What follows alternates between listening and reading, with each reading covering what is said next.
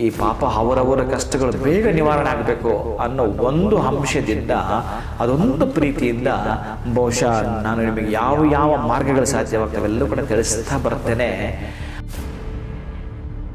ನಿಮ್ಮ ದರಿದ್ರ ಸ್ಥಾನ ಅಂತ ಕೂಡ ಅಂದ್ಕೊಳ್ಳಿ, ಪರವಾಗಿಲ್ಲ. ಅವೆಲ್ಲ ತೊಲಗಿಸುವಂಥದ್ದು ಆ ಕ್ಷೇತ್ರ.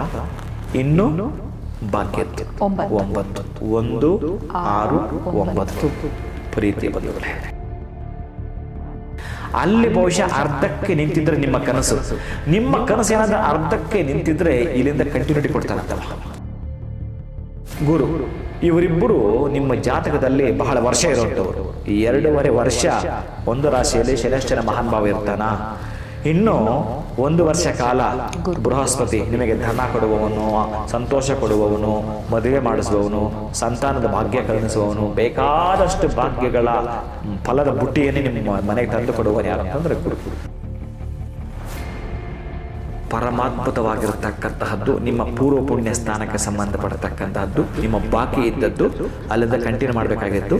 ದಶಾ ಮಹಾವಿದ್ಯೆಯಲ್ಲಿ ಆ ದೇವಿ ಆ ರಾಶಿಗೆ ಯಾರು ಬರ್ತಾರೆ ತಿಳಿಸ್ತೀನಿ. ವ್ಯಕ್ತಿಯಾಗಿ ಬೆಳೆದಿರ್ತಾರೆ. ಎಲ್ಲಿಂದ ಎಲ್ಲಿಗೆ ಬೇಕಾದ್ರೂ ಕೂಡ ದೊಡ್ಡ ಮಟ್ಟದ ಪಾಪ್ಯುಲಾರಿಟಿ.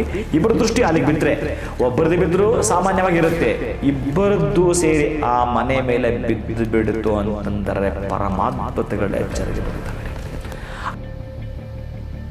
ಮೇಷರಾಶಿಯವರೆಗೂ 3 ಲಿಂಗದ ಕೊಡ್ತೇನೆ, ವೃಷಭ ರಾಶಿಯವರೆಗೂ 3 ಲಿಂಗದ ಹೇಳ್ತೇನೆ. ಆ ಒಂದು ಲಿಂಗಗಳನ್ನು ನಿಮ್ಮ ಜನ್ಮದಲ್ಲಿ ಒಂದು ಸಲ ದರ್ಶನ ಮಾಡಿಕೊಳ್ಳಿಯಪ್ಪ. ಇವತ್ತೇ ಪ್ರಯಾಣವನ್ನು ಮೊದಲಿಡ್ತೀನಿ ಅನ್ನೋಂಥವರೆಗೂ ನಾಳೆಯಿಂದಲೇ ಸಕ್ಸಸ್ ಅನ್ನೋದು ಕಟ್ಟಿಟ್ಟ ಬುಟ್ಟಿ ಅನ್ನೋದು ಕೂಡ ನೀವು ಬರೆದಿಟ್ಕೊಳ್ಳಿ. ಅಷ್ಟೊಂದು ಅದ್ಭುತವಾಗಿರತಕ್ಕಂತಹ ರಹಸ್ಯಗಳು ಇದ್ದಾವೆ ಪ್ರೀತಿಯ ಬಂಧುಗಳೇ. ಇನ್ನು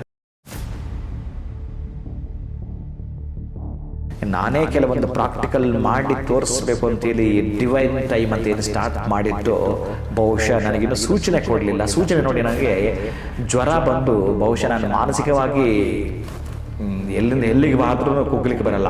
ದೈಹಿಕವಾಗಿ ಸ್ವಲ್ಪ ನನ್ನ ಜ್ವರ ಬಂದು ಸ್ವಲ್ಪ ಮೆತ್ತೆ ಮಾಡಿ ಒಂದು ಕಡೆ ಇರಬೇಕು ಅಂತ ಹೇಳ್ತಾನೆ. ಯಾಕೆ ನನಗೆ 20 ದಿನಗಳು ಒಂದೇ ಕಡೆ ಇರೋ ಅಂತ ಹೇಳ್ತಾನೆ. 20 ದಿನಗಳು ನನ್ನ ಓಡಾಟ ನಡಿಬಾರ್ದು ಆವಾಗ ನನಗೆ ಮೈನಸ್ ದಿನಗಳಿರ್ತವೆ. ಆ ಮೈನಸ್ ದಿನಗಳಲ್ಲಿ ನಾನು ನಿಮಗೆ ಹೇಳಿರ್ತೀನಿ, ಈ ಒಂದು ಮಂಗಳ ಮತ್ತು ರಾಹು ನಡೆಯುವಾಗ ಏನಾದರೂ ಒಂದು ಅನಾಹುತಗಳಾಗ್ತಿರ್ತವಂತೆ. ನನಗದು ನಡೆಯುವಾಗ ಅದು ಆಗಬಾರ್ದು ಅಂತ ನಾನು ಪ್ಲಾನ್ ಹಾಕಿದ್ದೆ. ಇಷ್ಟು ದಿನಗಳು ಇಲ್ಲಿ ತುಂಬ ದೂರ ಹೋಗೋದು, ಆ ದೂರ ಹೋಗಲಿಕ್ಕೆ ಬಿಡಲಿಲ್ಲ. 20 ದಿನ ನಾನು ಲಾಕ್ ಮಾಡಿಸ್ಬಿಡ್ತು. ನನಗೆ ಈ ಜ್ವರದಲ್ಲಿದ್ದಾಗ ತಾಯಿ ನಾನು ಶ್ರೀನಿವಾಸ ಕಿತ್ತಾಡಿದ್ದು, ತುಂಬ ಜಗಳ ಆಡಿದ್ದು. ಎಷ್ಟು ಅಂತಂದರೆ ಪ್ರತಿನಿತ್ಯವೂ ಜಗಳ ಆಡೋದು ಇದೆಲ್ಲ ಕೂಡ ಬಂತು. ಇದು ನನಗೆ ಬಹುಶಃ ಒಂದು 7-8 ವರ್ಷಗಳ ಹಿಂದೆ ನಡೆದಿತ್ತು ಈ ಜಗಳ ನನಗೂ ಮತ್ತೆ ಆ ಒಂದು ಶ್ರೀನಿವಾಸನಿಗೆ. ಇದನ್ನು ಯಾವಾಗಲಾದ್ರೂ ತಗೊಳ್ಳಿ ನೀವು, ನಾನು ಹೇಳ್ತೀನಿ ಅದನ್ನು. ಆ ಜಗಳ ಆದಮೇಲೆ ನೋಡೋಣ ನಾನೇ ನೀನ ಅಂತಿದ್ದೆ, ನಾನು ಹಾಗೆ ಅಂದೆ, ನೋಡೋಣ ನಾನೇ ನೀನ ಅಂತ ಶ್ರೀನಿವಾಸನ ಮುಂದೆ ನಾನು ಈ ರೀತಿ ಜಗಳ ಮಾಡಿದ್ದಿತ್ತು 7 ವರ್ಷಗಳ ಹಿಂದೆ. ಮತ್ತೆ ಅದು ಈಗ ಬಂದಿತ್ತು ನನಗೆ, ಈ ಜ್ವರದಲ್ಲಿ ನನಗೆ ಆ ಕನಸುಗಳು ಬಂತು. ಎಲ್ಲಿಗಮ್ಮ ಪ್ರಶ್ನೆ ಏನಮ್ಮ ನಿಮ್ಮ ಪ್ರಶ್ನೆ? ಇವಾಗ ನಮಗೆ ಕೃಷ್ಣನ್ ಕೇಳಿದ್ರೆ ಹೌದು ಗುರುಗಳೇ, ಅರ್ಜುನನ್ ಬಗ್ಗೆ ತಿಳ್ಕೊಂಡ್ವಿ. ಅವರು ಹೇಗೆ ಕೇದಾರೇಶ್ವರಕ್ಕೆ ಹೋಗಿದ್ರು, ಪಾಶುಪತಾಸ್ತ್ರ ಪಡೆದುಕೊಂಡ್ರು, ಅವೆಲ್ಲವನ್ನು ತಿಳ್ಕೊಂಡ್ಮೇಲೆ ಸಾಮಾನ್ಯ ಜನರು ನಮ್ದೊಂದು ಕುತೂಹಲ ಇರುತ್ತೆ. ನಮ್ಮ 12 ರಾಶಿಯವರು, ಸೊ ನಮ್ದನ್ನ ನಾವು ಕಂಡಿಡ್ಕೊಳ್ಳುವಂಥದ್ದು ಹೇಗೆ, ನಾವು ಯಾವ ಕ್ಷೇತ್ರಕ್ಕೆ ಹೋಗ್ಬೇಕು, ಹೆಂಗೆ ಹೇಳಲ್ಲ. ನಾನು ಅದ್ಯಾಕೆ ಹೇಳ್ತೀನಿ, ಎಲ್ರಿಗೂ ಅನುಕೂಲ ಆಗುತ್ತೆ ಗುರುಗಳೇ. ಚಾನ್ಸೇ ಇಲ್ಲ, ಹೇಳಲ್ಲ. ನೀವು ಒಂದು ಇಷ್ಟು ಪ್ರಶ್ನೆಗಳು ಕೇಳ್ತೀರ, ಒಂದು ದಿವಸ ಒಂದು ಚಾಕ್ಲೇಟ್ ಕೊಡಲಿಲ್ಲ, ಒಂದು ಆ್ಯಪಲ್ ಕೊಡಲಿಲ್ಲ. ಖಂಡಿತ ಗುರುಗಳೇ, ಇದನ್ನು ತಿಳಿಸಿದ್ರೆ ಸ್ವಲ್ಪ ಎಲ್ರಿಗೂ ಅನುಕೂಲ ಆಗುತ್ತೆ ಅಂತ ಗುರುಗಳೇ. 12 ರಾಶಿಗಳದ್ದು ಅವ್ರು ಏನಾದರೂ ಹೋಗಿ ಬರ್ತೀನಿ ನೋಡ್ತೀವಿ ಆ ಕ್ಷೇತ್ರಗಳಂತಂದರೆ, ಈ ಶತ್ರುನ ಎಷ್ಟು ಈಸಿಯಾಗಿ ಜಯಿಸ್ತಾರಂತಂದರೆ, ಕೈ ಕಟ್ಕೊಂಡಿದ್ದರೂ ಕೂಡ ಅವ್ರ ಪಾಡ್ಗವ್ರ ಶತ್ರುಗಳು ಎಷ್ಟು ಅಂತಂದರೆ, ಆ ಉಪಟಳ ಬಹುಶಃ ತಾಳಲಾರದೆ, ಸಹಿಸಲಾರದೆ, ಶತ್ರುಗಳ ಉಪಟಳವನ್ನು ತಾಳಲಾರದೆ, ಅದೇ ಸಾಲದ ಬಾಧೆಯಿಂದ ತಾಳಲಾರದೆ ಎಷ್ಟೋ ಜನ ಕೂಡ ಹ್ಯಾಂಗ್ ಮಾಡ್ಕೊಂಡಿದ್ದಾರೆ. ಬಹುಶಃ ನೀವು ಮಾಧ್ಯಮದಲ್ಲಿ ಕೇಳ್ತಾ ಇರ್ತೀರಿ, ಪೇಪರ್ ನ್ಯೂಸಲ್ಲಿ ಕೇಳ್ತಾ ಇರ್ತೀರಲ್ವ, ಈ ರೈತರು ಸಾಲ ಬಾಧೆಯಿಂದ ಹೀಗೆ ಮಾಡಿಕೊಂಡ್ರು ಅಂತೆಲ್ಲ ಕೂಡ ಇರ್ತವೆ. ಅದಕ್ಕೆ ಈ ಪಾಪ ಅವರವರ ಕಷ್ಟಗಳು ಬೇಗ ನಿವಾರಣೆ ಆಗಬೇಕು ಅನ್ನೋ ಒಂದು ಅಂಶದಿಂದ, ಅದೊಂದು ಪ್ರೀತಿಯಿಂದ ಬಹುಶಃ ನಾನು ನಿಮಗೆ ಯಾವ ಯಾವ ಮಾರ್ಗಗಳು ಸಾಧ್ಯವಾಗ್ತವೆ ಎಲ್ಲವೂ ಕೂಡ ತಿಳಿಸ್ತಾ ಬರ್ತೇನೆ. ಆ 12 ರಾಶಿಗಳ ಸಂಬಂಧಪಟ್ಟವರು 1ನೇ ಮನೆ ಅಂದರೆ ನಿಮ್ಮ ಲಗ್ನದ್ದು, 6ನೇ ಮನೆ ನಿಮ್ಮ ರಿಪುಸ್ಥಾನ, ನಿಮ್ಮ ಶತ್ರುಸ್ಥಾನ, ನಿಮ್ಮ ಬಾಧೆ ಸ್ಥಾನ, ನಿಮ್ಮ ಕಷ್ಟದ ಸ್ಥಾನ, ನಿಮ್ಮ ದರಿದ್ರದ ಸ್ಥಾನ ಅಂತ ಕೂಡ ಅಂದ್ಕೊಳ್ಳಿ, ಪರವಾಗಿಲ್ಲ.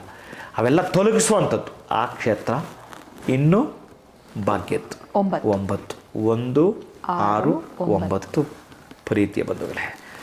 ನೀವು ಇದನ್ನು ಚೆನ್ನಾಗಿ ಬರೆದಿಟ್ಕೊಂಬಿಡಿ. ಈ ಕ್ಷೇತ್ರಗಳಿಗೆ ಹೋಗಿ ಬರತಕ್ಕಂಥದ್ದು ಮೇಷರಾಶಿಯಿಂದ ದ್ವಾದಶ ರಾಶಿಗಳಿಗೆ ಸಂಬಂಧಪಟ್ಟಾಗ ಹೇಳ್ತೇನೆ. ಮತ್ತು ತಾಂತ್ರಿಕದಲ್ಲಿ ಇನ್ನೊಂದು ಹೇಳ್ತಾನೆ, ಮುಂದುವರೆದ ಭಾಗದಲ್ಲಿ ಆಯಾಯ ರಾಶಿಗಳಿಗೆ ಈ ದಶಮಹಾವಿದ್ಯೆಯಲ್ಲಿ, ಆ ದಶಮಹಾವಿದ್ಯೆಯಲ್ಲಿ ಈ ಹಿಂದೆ ಪ್ರತಿಯೊಬ್ಬರಿಗೂ ಈಗ ಮನುಷ್ಯರಾಗಿದ್ದೀರಿ ಅಂತಂದರೆ ಹಿಂದೆ ನೀವೇನೋ ಒಳ್ಳೇದು ಮಾಡಿದ್ದೀರಿ, ಅಲ್ಲಿ ಬಹುಶಃ ಅರ್ಧಕ್ಕೆ ನಿಂತಿದ್ದರೆ ನಿಮ್ಮ ಕನಸು ಏನಾದರೂ ಅರ್ಧಕ್ಕೆ ನಿಂತಿದ್ದರೆ ಇಲ್ಲಿಂದ ಕಂಟಿನ್ಯೂಟಿ ಕೊಡ್ತಾನಂತವ. ಈಗ ನೆನ್ನೆ ಯಾವುದೋ ಒಂದು ಮೂವಿ ಒಂದು 2-3 ವರ್ಷ ಮಾಡ್ತಾರೆ, ನೆನ್ನೆ ಮಾಡಿದ್ದು ಇವತ್ತು ಸಂಜೆ ಒಳಗಡೆ ಎಲ್ಲ ಪ್ಯಾಕಪ್ ಮಾಡ್ತಾರಲ್ಲ, ನಾಳೆಯಿಂದ ಕಂಟಿನ್ಯೂಟಿ ಇರುತ್ತಲ್ಲ. ಹೌದು, ಯಾಕಂದರೆ ಮೂವಿ ಮತ್ತೆ ಕಂಟಿನ್ಯೂ ಕೊಡಬೇಕಲ್ಲ ನಿಮಗೆ. ಹಾಗೆ ಹಿಂದಿನ ಜನ್ಮದ್ದು ನಿಮ್ಮ ಕನಸು ಏನಿತ್ತೋ, ನಿಮ್ಮ ಕನಸು ನಿಮಗೆ ಬಿಡ್ತೀನಿ, ಏನಿತ್ತೋ ಅದು ಇಲ್ಲಿಂದ ಆಚೆಗೆ ಮುಂದುವರಿಬೇಕಾದ್ರೆ ಆ ಮಂತ್ರವೂ ಕೂಡ, ಆ ದಶಮಹಾವಿದ್ಯೆಯಲ್ಲಿ ಬರ್ತಕ್ಕಂಥ ದೇವಿಯರು ಕೂಡ ಬೇಕು ನಿಮಗೆ, ದೇವಿಯರು ಕೂಡ ಬೇಕು. ಅದೇ ಹೇಳೋದು, ಇದೊಂದು ಪರಮಾದ್ಭುತವಾಗಿರತಕ್ಕಂತಹದ್ದು. ಗಂಟೆಗಟ್ಟಲೆ ಮಾತಾಡಿದ್ರೆ ಮಾತ್ರ ನೀವು ಎಷ್ಟು ಅಂತಂದರೆ ನಿಮ್ಮ ಕೆಲಸ ಎಲ್ಲ ಬಿಟ್ಟು ಪೂರ್ಣವಾಗಿ.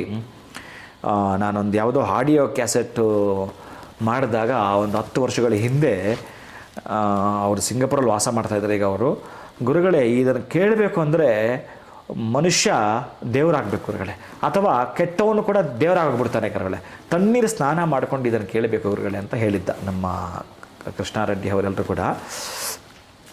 ನಾನೇನು ಹೇಳ್ತೀನಿ ಅಂತಂದರೆ, ಈ ವಿಷಯಗಳನ್ನ ನಾನು ನಿಮ್ಗೆ ಯಾಕೆ ಒತ್ತು ಕೊಟ್ಟು ಹೇಳ್ತೀನಿ ಅಂತಂದರೆ, ಇಲ್ಲೊಂದು 2 ಮೇಜರ್ ಪಾಯಿಂಟ್ ಇದೆ. ಶನಿ ಮತ್ತು ಗುರು ಇವರಿಬ್ಬರು ನಿಮ್ಮ ಜಾತಕದಲ್ಲಿ ಬಹಳ ವರ್ಷ ಇರುವಂಥವರು. ಈ 2.5 ವರ್ಷ ಒಂದು ರಾಶಿಯಲ್ಲಿ ಶನಿಶ್ಚರ ಮಹಾನ್ ಭಾವ ಇರ್ತಾನ.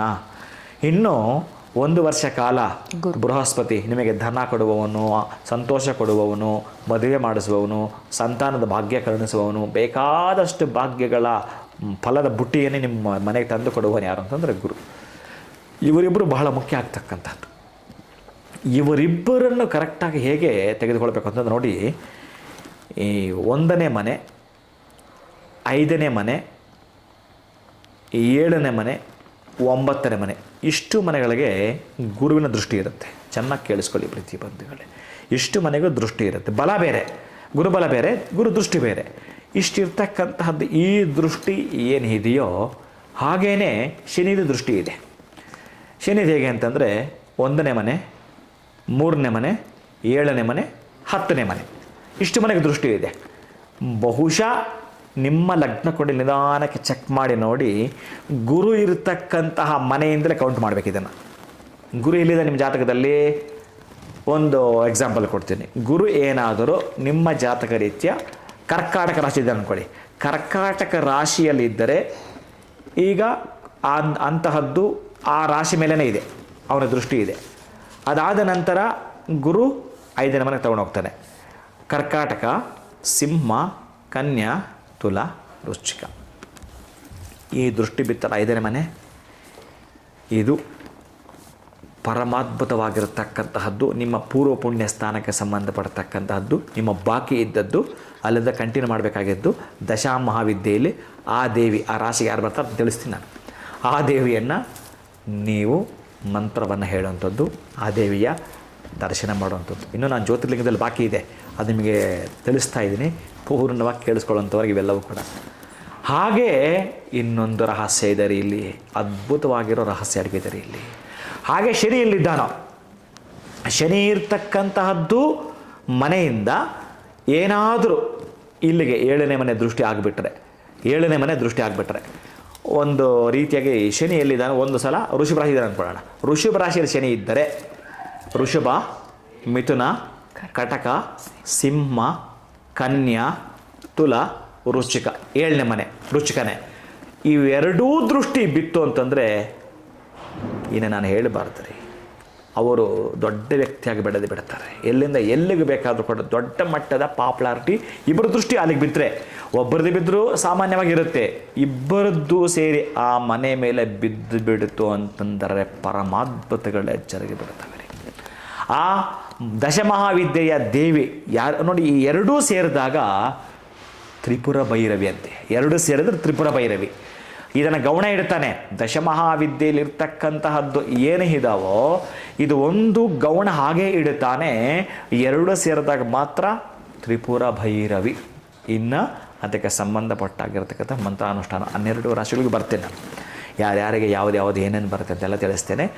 ಈಗ ನಿಮಗೆ ತಿಳಿಸ್ತಕ್ಕಂಥದ್ದು 12 ಜ್ಯೋತಿರ್ಲಿಂಗಗಳು ಯಾವ ಯಾವ ರಾಶಿಯವರೆಗೆ ಯಾವುದು ಅಂತ ನಾನು ನಿಮಗೆ ತಿಳಿಸ್ತೀನಿ. ಕನಿಷ್ಠ ಪಕ್ಷ ಮೇಷರಾಶಿಯವರು, ಮೇಷರಾಶಿ ಚೆನ್ನಾಗಿ ನೆನಪಿಟ್ಟುಕೊಂಡ್ರೆ ಮೇಷ, ವೃಷಭ, ಮಿಥುನ, ಕಟಕ, ಸಿಂಹ, ಕನ್ಯಾ ಇದಕ್ಕೆ ಬರತಕ್ಕಂತಹದ್ದು ಯಾವ ಲಿಂಗ. ಹಾಗೆಯೇ ಇನ್ನು ನೀವು 9ನೇದು ತುಲಾ, ವೃಶ್ಚಿಕ, ಧನಸ್ ರಾಶಿಯದು. ಈ ಮೂರೂ ಏನಾದರೂ ಕಾಂಬಿನೇಷನ್ ನೀವು ಸೆಟ್ ಮಾಡಿಕೊಂಡು ಆ ಲಿಂಗಗಳನ್ನು ನೀವು ನೋಡ್ತೀನಿ ಅಂತ ಲಿಂಗದ ಹೆಸರು ಕೊಡ್ತೇನೆ ನಾನು.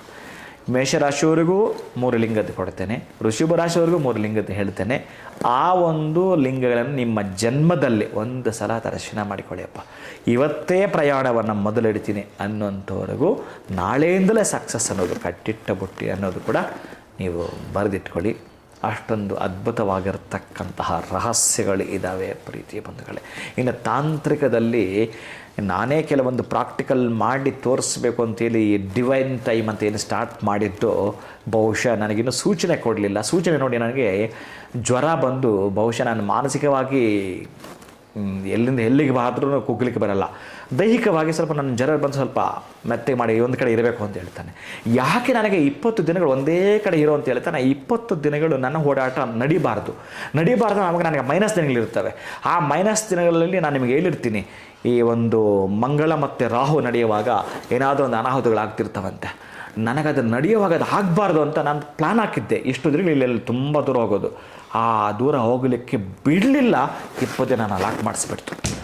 ಬಹುಶಃ ನಾನು ಡಿವೈನ್ ಟೈಮನ್ನು ಪ್ರಾಕ್ಟಿಕಲ್ಲಾಗಿ ಮಾಡಬೇಕು ಅಂತಿದ್ದು ಬಹುಶಃ ಇನ್ನೂ ಅದಕ್ಕೆ ಅವಕಾಶ ಕೊಡಲಿಲ್ಲ. ಯಾಕೆ ಕೊಡಲಿಲ್ಲ ಅದು ಕೂಡ ಗೋಚರ ಆಗ್ತಾನೆ ಬರುತ್ತೆ. ಅದು ನಿಮಗೆ ತಿಳಿಸ್ತೇನೆ. ನನಗೆ ಪೂರ್ಣ ಯಾಕೋ ಆ ಕನಸು ಬಂದಾಗ ನಾನು ಈ ಧನುರ್ಮಾಸ ಅಂತಂದರೆ ತಿರುಪತಿಯಲ್ಲಿ 1 ವಾರದ ಕಾಲ ಇದ್ದು ಬಿಡುವಂಥದ್ದು. ಅಂತಹದ್ದಕ್ಕಾಗಿ ಏನೆಲ್ಲ ರಹಸ್ಯಗಳು ಅಡಕವಾಗಿರ್ತವೆ ಅಂತಂದರೆ ನಮ್ಮ ಜೀವನಕ್ಕೆ ಬಹಳ ಬಹಳ ಬಹಳ ಬೇಕಾಗಿರ್ತಕ್ಕಂತಹದ್ದನ್ನು ಪಡೆದುಕೊಳ್ಳಲಿಕ್ಕೆ ಕೆಲವು ರಹಸ್ಯಗಳನ್ನು ರಿವೀಲ್ ಮಾಡಬೇಡ ಅಂತಲೂ ಕೂಡ ಬಂತು. ನನಗೆ ಈ ಜ್ವರದಲ್ಲಿದ್ದಾಗ ತಾಯಿ ನಾನು ಶ್ರೀನಿವಾಸ ಕಿತ್ತಾಡಿದ್ದು, ತುಂಬ ಜಗಳ ಆಡಿದ್ದು. ಎಷ್ಟು ಅಂತಂದರೆ ಪ್ರತಿನಿತ್ಯವೂ ಜಗಳ ಆಡೋದು ಇದೆಲ್ಲ ಕೂಡ ಬಂತು. ಇದು ನನಗೆ ಬಹುಶಃ ಒಂದು 7-8 ವರ್ಷಗಳ ಹಿಂದೆ ನಡೆದಿತ್ತು ಈ ಜಗಳ ನನಗೂ ಮತ್ತು ಆ ಒಂದು ಶ್ರೀನಿವಾಸನಿಗೆ. ಇದನ್ನು ಅವಾಗಲೇ ಆದರೂ ತಗೊಳ್ಳಿ ನೀವು, ನಾನು ಹೇಳ್ತೀನಿ ಅದನ್ನು. ಆ ಜಗಳ ಆದಮೇಲೆ ನೋಡೋಣ ನಾನೇ ನೀನಾ ಅಂತಿದ್ದೆ. ನಾನು ಹಾಗೆ ಅಂದೆ, ನೋಡೋಣ ನಾನೇ ನೀನಾ ಅಂತ ಶ್ರೀನಿವಾಸನ ಮುಂದೆ ನಾನು ಈ ರೀತಿ ಜಗಳ ಮಾಡಿದ್ದಿತ್ತು 7 ವರ್ಷಗಳಿಂದ. ಮತ್ತೆ ಅದು ಈಗ ಬಂದಿತ್ತು ನನಗೆ. ಈ ಜ್ವರದಲ್ಲಿ ನನಗೆ ಆ ಕನಸುಗಳು ಬಂತು. ನೀನು ಅದನ್ನು ಮಾಡಬಾರ್ದು ಅಂತ. ಯಾಕೆ ಮಾಡಬಾರ್ದು? ನನ್ನ ಹತ್ರ ನೋವು ಹೇಳ್ಕೊಂಬಂದಾಗ ನಾನು ಯಾಕೆ ಮಾಡಬಾರ್ದು ಅದನ್ನು? ನನ್ನ ಮುಂದೆ ಆ ಬೊಂಬೆ ಎಲ್ಲ ತೋರಿಸ್ದ. ನೀನು ಆ ಬೊಂಬೆನ ಮುಟ್ಲಿಕ್ಕೂ ಕೂಡ ಹೋಗಬೇಡ ಅಂತ ಏನೇನೋ ಬಂತು ನನಗೆ. ನಾನು ನನ್ನ ಭಕ್ತರಿಗೆ ಒಳ್ಳೇದಾಗಬೇಕಂದ್ರೆ ನಾನು ಮಾಡ್ತೀನಿ, ನೀನು ಮಾಡೋ ಹಾಗಿಲ್ಲ. ಇದೇ ರೀತಿ ತಿರುಪತಿ ದರ್ಶನ ಟೈಮು ನನಗೆ ಯಾವತ್ತೂ ನನಗೆ ದರ್ಶನ ಮಿಸ್ ಆಗೋಕ್ಕೆ ಚಾನ್ಸೇ ಇಲ್ಲ. ಆವತ್ತು ನನ್ನ ಕನಸಲ್ಲಿ ಇವತ್ತು ನಿಂಗೆ ದರ್ಶನ ಚಾನ್ಸೇ ಇಲ್ಲ ಅಂತ ಹೇಳಿದ್ದ. ನೋಡೋಣ ಅಂತ ಹೇಳಿದ್ದೆ ನಾನು. ಅದು ನೀವು ಇನ್ನೊಂದು ಎಪಿಸೋಡಲ್ಲಿ ಕೇಳಿದರೆ ಹೇಳ್ತೀನಿ ನಾನು ತಿರುಪತಿ ದರ್ಶನ ಯಾಕಾಗಲಿಲ್ಲ ಅಂತ. ಹಾಗೇ ಸ್ವಲ್ಪ ನನಗೆ ಈ ಚಾಲೆಂಜ್ ಅಂತ ಹೊರಟಿದಾಗ ದೇವರ ಮುಂದೆ ನನಗೆ ಹಾಗೆ ಕಾಣಿಸ್ಕೊಳ್ಳುವಂಥದ್ದು ಯಾಕೆ ಅಂತಂದರೆ ಅಲ್ಲಿ ಒಂದು ಪ್ರಾಮಾಣಿಕ ಪ್ರಯತ್ನ ನಡೆಯುವಾಗ ನೀನು ಯಾಕೆ ಅಡ್ಡ ಬರ್ತೀಯಾ, ನೀನು ಭಗವಂತನಾದರೂ ಒಳ್ಳೇದಕ್ಕೆ ಯಾಕೆ ಅಡ್ಡ ಬರ್ತೀಯ ಅನ್ನೋ ನನ್ನ ಸವಾಲಿಗೆ ಆತ ಒಳಗಡೆ ನಗ್ತಾನೆ. ಒಳಮರಮ ಇರುತ್ತಲ್ಲ ಅದು ಅವ ತಿಳಿಸ್ಕೊಡೋದಿಲ್ಲ, ಆ ನಂತರ ತಿಳಿಸಿಕೊಡ್ತಾನೆ. ಅದೇ ಪ್ರೀತಿ ಬಂಧುಗಳೇ. ನಿಮಗೆ ಈ ರಹಸ್ಯವೆಲ್ಲ ಈ ವೇದ ಆಗಿರ್ಬೋದು, ಪುರಾಣ ಆಗಿರ್ಬೋದು, ಇತಿಹಾಸ ಆಗಿರಬಹುದು, ಕಾವ್ಯ ಆಗಿರಬಹುದು, ಮೀಮಾಂಸ ಆಗಿರಬಹುದು, ಛಂದಸ್ ಆಗಿರಬಹುದು, ಯಾವುದರಲ್ಲಿ ಹೋಗಿ ಇಣುಕಿ ನೋಡಿದರೂ ಕೂಡ ನಿಮಗೊಂದು ಅದ್ಭುತಗಳು ಸಿಗಬೇಕು ಅಂತಂದ್ರೆ ತಾಂತ್ರಿಕಕ್ಕೆ ಸಂಬಂಧಪಡ್ತಕ್ಕಂಥ ಈ ದೇವತೆಗಳು ದಶಮಹಾವಿದ್ಯೆದು. ಆಮೇಲೆ ಆ 12 ರಾಶಿಗಳಿಗೆ ಸಂಬಂಧಪಟ್ಟಾಗಿರತಕ್ಕಂತಹದ್ದು ನೀವು ನೆನಪಿಟ್ಕೊಂಡು ಮಾಡ್ಕೊಳ್ತೀನಿ ಅಂತಂದರೆ ನಿಮ್ಮ ಜೀವನಕ್ಕೆ ಬೇರೆ ಎಲ್ಲ ಪಕ್ಕಕ್ಕಿಡಿ ತುಂಬ ಈ ಬೇಸತ್ತು ತುಂಬ ಸ್ವರ್ಗೋಗಿದ್ದೀನಿ ಕೊರಗೋಗಿದ್ದೀನಿ ಅಂತಕ್ಕಂಥವರು ಈ 3 ಲಿಂಗಗಳ ದಿವ್ಯ ದರ್ಶನವನ್ನು ದಿವ್ಯಾನುಭೂತಿಯನ್ನು ಮಾಡ್ಕೊಳ್ತೀವಿ ಅಂತಂದರೆ ಇದೀಗ ನಾನು ಪ್ರಾರಂಭಿಸ್ತೇನೆ ಪ್ರೀತಿಯ ಬಂಧುಗಳೇ. 12 ರಾಶಿಗಳು ಚೆನ್ನಾಗಿ ನೆನಪಿಟ್ಕೊಳ್ಳಿ. ಗುರುಗಳೇ, ನೀವು ಆಗಲೇ ಇಲ್ಲ ನಾನು ತಿಳಿಸಲ್ಲ 12 ರಾಶಿಗೆ ಅಂತ ಹೇಳ್ಬಿಟ್ರಿ. ಅವಾಗ ಸ್ವಲ್ಪ ಬೇಜಾರಾಯಿತು. ಬಟ್ ಫೈನಲಿ ಮಾತಾಡ್ತಾ ನಾನು ಸುಮ್ಮನೆ ಸಮಾಧಾನವಾಗಿದ್ದಕ್ಕೆ 12 ರಾಶಿಗೂ ಕೂಡ ನೀವು ತಿಳಿಸ್ಕೊಡ್ತೀರಾ ಯಾವ್ಯಾವ ಕ್ಷೇತ್ರಕ್ಕೆ ಭೇಟಿ ನೀಡಬೇಕು ಅನ್ನೋದ್ರ ಬಗ್ಗೆ ಹೇಳಿದ್ರಿ ನೀವು. ಈಗ ಮೊದಲನೇ ರಾಶಿ ಬಂದು ಮೇಷರಾಶಿ ಬರುತ್ತೆ. ಸೊ ಅವ್ರಿಗೆ 1, 6, 9 ಆ ಕಾಂಬಿನೇಷನ್ ತೊಗೊಂಡಾಗ ಯಾವ ಕ್ಷೇತ್ರಗಳಿಗೆ ಹೋದರೆ ಅವರ ಒಂದು ಕರ್ಮಗಳನ್ನ ಕಳ್ಕೊಂಡು ಅದೃಷ್ಟವನ್ನು ಅವರು ಬರಮಾಡ್ಕೊಳ್ಬೋದು ಗುರುಗಳು? ಹೇಗೆ ಅವ್ರ ಲೈಫ್ನ ಚೇಂಜ್ ಮಾಡ್ಕೊಳ್ಬೋದು? ಅದೇ ಮೇಷರಾಶಿಯವ್ರಿಗೆ ಈ 3 ಕ್ಷೇತ್ರಗಳಂತಂದರೆ ಭಾಳ ಅದ್ಭುತವಾಗಿರ್ತಕ್ಕಂಥದ್ದು. 1, 6, 9. ಈ 1, 6, 9 ಲೆಕ್ಕಕ್ಕೆ ತೆಗೆದುಕೊಂಡು ಮೇಷರಾಶಿಯವರ ದರ್ಶನ ಮಾಡ್ತಾರೆ ಅಂತಂದರೆ ಎಷ್ಟೊಂದು ಅದ್ಭುತಗಳು ಹೇಳ್ತಾರೆ ಅಂತಂದರೆ ಶ್ರೀಶೈಲ ನೋಡಿ, ಇವ್ರದ್ದು ಲಗ್ನ, ಇವ್ರ ತಲೆ ಎಲ್ಲಿದೆ ಅಂತಂದರೆ ಮೇಷರಾಶಿಯವ್ರದ್ದು ಶ್ರೀಶೈಲದಲ್ಲಿದೆ. ಶ್ರೀಶೈಲ ಅದ್ಭುತವಾಗಿರ್ತಕ್ಕಂಥದ್ದು. ವಾರಣಾಸಿ ಆ್ಯಂಡ್ ರಾಮೇಶ್ವರಂ. ಮೇಷರಾಶಿಯವರದು ಶ್ರೀಶೈಲ, ವಾರಣಾಸಿ ಆ್ಯಂಡ್ ರಾಮೇಶ್ವರಂ. ಈ 3 ಮೇಷರಾಶಿಯವರದು. ಹೇಗೆ ನಿಮಗೆ ಈ ನೀರನ್ನು ಅಲ್ಲಾಕಿ ಆ ಮಣ್ಣು ನಿಲ್ತೆಗೆ ಅಂತಂದ್ರು ಆ ಲೆಕ್ಕ ಸಿಗ್ಬಿಡ್ತು ಇವ್ರಿಗೆ. ಕೆಲವ್ರಿಗೆ ಈಗ ಬರಲ್ಲ, ಈ ಕೆಲವ್ರಿಗೆ ಈ ಕಾಂಬಿನೇಷನೇ ಬರಲ್ಲ. ಕೆಲವು ರಾಶಿಗಳಿಗೆ ಇವರು ಅದೃಷ್ಟವಂತರು, ಪುಣ್ಯವಂತರು. ಮೊದಲೇ ಆಮೇಲೆ ಇಲ್ಲೊಂದು ಗೂಢಾರ್ಥ ಇದೆ. ಲಗ್ನದಿಂದಲೂ ಕೂಡ 6ನೇ ಮನೆ ಅಂತ ತೆಗೆದುಕೋಬೋದು, ರಾಶಿಯಿಂದಲೂ ಕೂಡ 6ನೇ ಮನೆ ತಗೋಬೋದು, ಎರಡು ತಗೋಬೋದು. ಆಮೇಲೆ 2 ಮಾಡ್ತೀರ ಅಂತಂದರೆ ಇನ್ನೂ ಅದ್ಭುತ. 12 ಮಾಡ್ತೀರ ಅಂತಂದರೆ ಮತ್ತೂ ಅದ್ಭುತ. ಆದರೆ ಪರ್ಟಿಕ್ಯುಲರ್ಲಿ ನಿಮಗೆ ಬೇಕಾಗಿರತಕ್ಕಂಥ ಶೆಡ್ ಇದೆಯಲ್ಲ 6, ಅದನ್ನು ಮಾತ್ರ ಕಳ್ಕೊಳ್ಳಿ. ಯಾಕೆ ಹೋಗ್ಬೇಕು ಅಲ್ಲಿಗೆ ಅಂತಂದರೆ ಯುದ್ಧದಲ್ಲಿ ಗೆಲ್ಲಬೇಕೋ, ನಮಗೊಂದು ಅಸ್ತ್ರಶಸ್ತ್ರಗಳು ಬೇಕು, ನಮಗೊಂದು ಪವರ್ ಹೌಸನ್ನು ಇನ್ಸ್ಟಾಲ್ ನಮ್ಮ ಒಳಗಡೆ ಮಾಡ್ಕೊಳ್ಬೇಕು, ನಮಗೆ ಶಿವನಿಗೆ ಕೊಟ್ಟ ಶಿವ ಅರ್ಜುನ ಕೊಟ್ಟ ಪಾಶುಪತಾಸ್ತ್ರ ನಾವು ಪಡ್ಕೊಳ್ಬೇಕು, ಅದು 6ನೇ ಪ್ಲೇಸ್. ಒಟ್ಟಾರೆ 6 ಬಹಳ ಮುಖ್ಯವಾಗಿರುವಂಥದ್ದು. ಅದಕ್ಕಾಗಿ ಮೇಷರಾಶಿಯವರಿಗೆ ಬರ್ತಕ್ಕಂತಹದ್ದು ಶ್ರೀಶೈಲ, ವಾರಣಾಸಿ ಆ್ಯಂಡ್ ರಾಮೇಶ್ವರ. ಖಂಡಿತ ಗುರುಗಳೆಲ್ಲ ಒಂದು ಕಡೆ ಮೇಷರಾಶಿಯವರು ಏನಾದರೂ ಕಾರ್ಯಕ್ರಮ ನೋಡ್ತಿದ್ರೆ ಸಾಕಷ್ಟು ಪರಿಹಾರಗಳು ಮಾಡ್ಕೊಂಡಿರ್ತಾರೆ. ನಮ್ಮ ಲೈಫ್ ಇಷ್ಟೇ, ಇನ್ನೇನೂ ಆಗಲ್ಲ ಅನ್ನೋಂಥವ್ರಿಗೆ 3 ಕ್ಷೇತ್ರಗಳು ಭಾಳ ಅಚ್ಚುಕಟ್ಟಾಗಿ ತಿಳಿಸ್ಕೊಟ್ರಿ. ಅವರ 1, 6, 9 ಕಾಂಬಿನೇಷನಲ್ಲಿ ಶ್ರೀಶೈಲ, ವಾರಣಾಸಿ ಹಾಗೆ ರಾಮೇಶ್ವರಂ ಕ್ಷೇತ್ರಕ್ಕೆ ಅವರು ಭೇಟಿ ನೀಡಿದ್ರೆ ಜೀವನದಲ್ಲಿ ಅದ್ಭುತಗಳು ಆಗುತ್ತೆ ಅವ್ರಿಗೆ ಅನ್ನೋದ್ರ ಬಗ್ಗೆ ಆಗಿರ್ಬೋದು. ಒಂದು ರೀತಿ ಅವ್ರು ಏನು ಪಡ್ಕೊಳ್ಬೇಕು ಅಂತಿದ್ರೆ ಅದು ಖಂಡಿತವಾಗ್ಲೂ ಸಿಗುತ್ತೆ ಅಂತ. ಇನ್ನು ಮುಂದಿನ ರಾಶಿಗೆ ಹೋಗೋದಾದರೆ ವೃಷಭ ರಾಶಿಯವರು ಬರುತ್ತೆ ಗುರುಗಳೇ. ಇವರು 1, 6, 9 ಕಾಂಬಿನೇಷನ್ ಯಾವ್ದು ಬರುತ್ತೆ, ಯಾವ ಕ್ಷೇತ್ರಗಳಿಗೆ ಹೋದರೆ ಇವ್ರಿಗೆ ಅನುಕೂಲ ಆಗುತ್ತೆ ಅಂತ? ವೃಷಭ ರಾಶಿಯವರು ಭೀಮಾಶಂಕರ, ಮೈನ್ ಭೀಮಾಶಂಕರ. 6ನೇ ಮನೆ ಉಜ್ಜಯಿನಿ. ಇನ್ನು ಭಾಗ್ಯದು ಅಂತಂದರೆ ಸೋಮನಾಥ. ಭೀಮಾಶಂಕರ, ಉಜ್ಜಯಿನಿ, ಸೋಮನಾಥ. ಈ 3 ಚೆನ್ನಾಗಿ ನೆನಪಿಟ್ಕೊಳ್ಳಿ ವೃಷಭ ರಾಶಿಯವರು. ಸೊ ನಮ್ಮ ಒಂದು ಶತ್ರುಗಳು ನಾಶ ಆಗಬೇಕು, ನಮಗೆ ಜೀವನದಲ್ಲಿ ಒಂದು ರೀತಿಯಾಗಿರುವಂಥ ಪವರ್ ಬರಬೇಕು, ದರಿದ್ರಗಳೆಲ್ಲ ತೊಲಗಬೇಕು ಅಂತಂದರೆ ಎಲ್ಲ ಪ್ರಯತ್ನ ಮಾಡಿರ್ತಾರೆ. ಆಗಿರೋದಿಲ್ಲ ಅಂತಂದರೆ ಈ ಒಂದು ಪ್ರಯತ್ನ, ಈ ಒಂದು ಕ್ಷೇತ್ರಗಳಿಗೆ ಭೇಟಿ ನೀಡಿ ಬರ್ತಿರುವಾಗಲೇ ನಮಗೆ ಗೊತ್ತಾಗುತ್ತೆ ಆ ಒಂದು ಚೇಂಜಸ್ ಏನು ಅನ್ನೋದ್ರ ಬಗ್ಗೆ ನೀವು ತಿಳಿಸಿದ್ರಿ. 12 ರಾಶಿಗಳಲ್ಲಿ ಮುಂದಿನ ರಾಶಿ ಬಂದು ಮಿಥುನ ರಾಶಿ ಬರುತ್ತೆ. ಸೊ ಇವರು ಯಾವ ಕ್ಷೇತ್ರಕ್ಕೆ ಭೇಟಿ ನೀಡಬೇಕಾಗತ್ತೆ ಗುರುಗಳೇ? ಇನ್ನು ಮಿಥುನ ರಾಶಿಯವರು ಕೃಷ್ಣೇಶ್ವರ, ಕೇದಾರೇಶ್ವರ, ನಾಗೇಶ್ವರ ಈ 3 ಕ್ಷೇತ್ರಗಳು.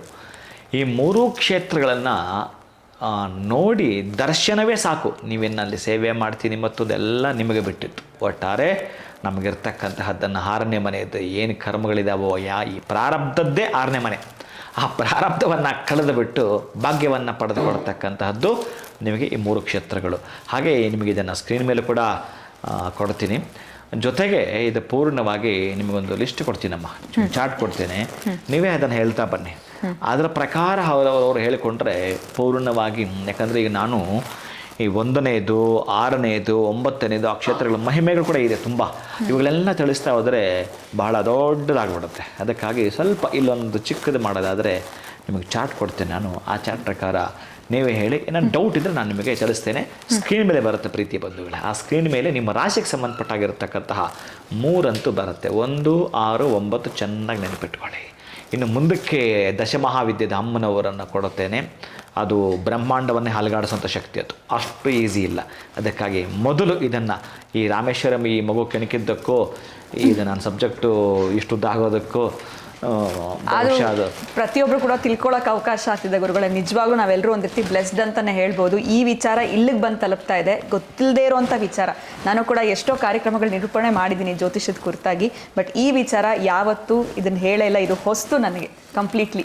ಯಾಕೆ ಇಷ್ಟು ಡಿಲೇ ಮಾಡಿದೆ ನಾನು ಇದನ್ನ ಕೇಳೋದು ಅಂತ ನನ್ಗೆ ಇವಾಗ ಅನಿಸ್ತಾ ಇದೆ ಗುರುಗಳು. ಅದೇ ನಮ್ಮ ಹುಡುಗ ಕೇಳಿದ್ದು ನನಗೇನಾಗುತ್ತೆ ನೋಡಿ, ಈಗ ನೀವು ಕೇಳಿದ್ರಾ, ಈಗ ನಾನು ನಿಮ್ಮ ಹತ್ರ ಹೇಳಿದ್ದೇನೆ ಇದನ್ನು, ಇನ್ನು ನನ್ನ ಒಳಗಡೆ ಇದು 10 ವರ್ಷ ಇರುತ್ತೆ. 10 ವರ್ಷ ತನಕ ಒಂದು ಪದವು ಕೂಡ ಮರ್ತಿರಲ್ಲ. ಅದಾದ್ಮೇಲೆ ಮತ್ತೆ ಸ್ವಲ್ಪ ಮರು ಬರೋ ಸಾಧ್ಯತೆ ಇರುತ್ತೆ. ಈಗ ನಮ್ಮ ಹುಡುಗ ಕೇಳಿದ್ದು ನಾವು ಮೊನ್ನೆ ಹೋದಾಗ ಅಷ್ಟೇ, ಹೋದ ವರ್ಷ ಅವನಿಗೆಲ್ಲ ತಿಳಿಸಿದ್ದೆ ಇದ್ರ ಬಗ್ಗೆ ಎಲ್ಲ ಪೂರ್ಣವಾಗಿ ತಿಳಿಸಿರ್ತೀನಿ. ಅದು ಹಾಗೇನೆ ನೀವು ಕೇಳ್ತಾ ಇದ್ದೀರಿ.